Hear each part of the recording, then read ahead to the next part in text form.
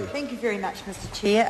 It's a pleasure to stand and speak in support of this bill, and indeed an urgency. I note that most of the bills before the House are non-controversial. That's what we know and love about Maurice Williamson. Mr Non-Controversial is what we often call him. But certainly, when you see some of the legislation that has gone through the House in very recent times, it is a pleasure to stand and speak to a bill that adds value, and I understand that my colleague Brendan Burns is going to take a call on the bill after me, and that's a really good thing too.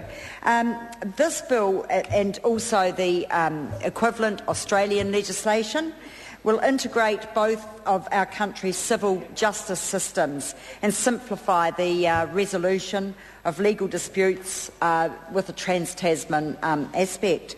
Now, this bill resulted, if we're being really honest here, from work started by Helen Clark in 2003, and that was, I think I'd like to just speak very briefly to the background, that the working group on court proceedings and regulatory enforcement was established by Helen Clark and John Howard in 2003.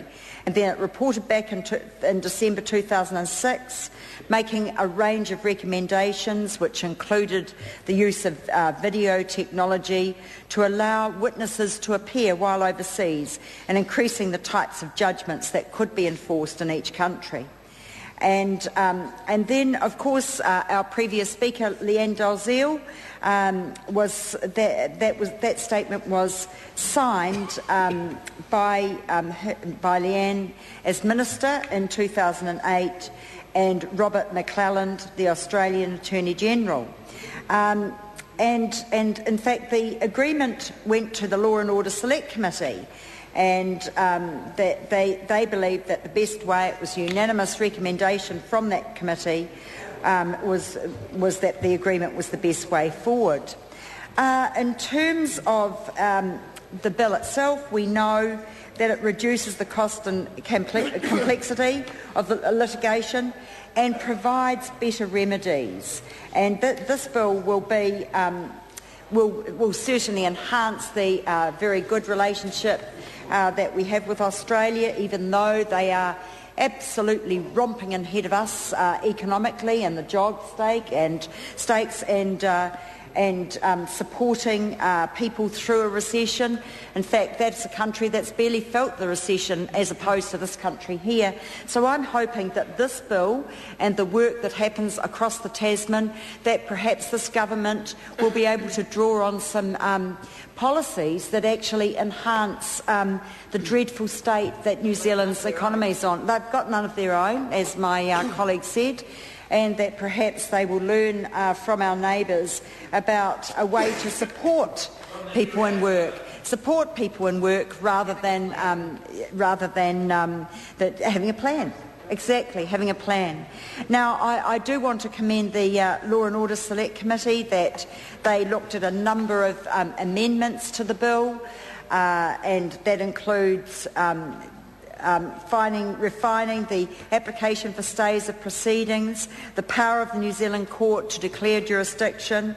They also looked at the procedural rules of the court and wanted to allow rules prescribing things required or necessary for implementing the bill to be made using any powers given by any act to make procedural rules for a court or tribunal.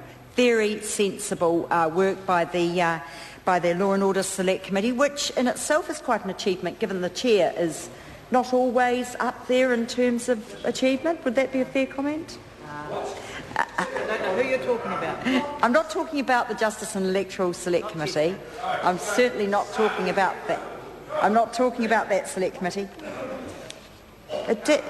And also, in terms of now, I know that Brendan Byrne is going to take a call, so I'm going to just note a couple more issues that did go.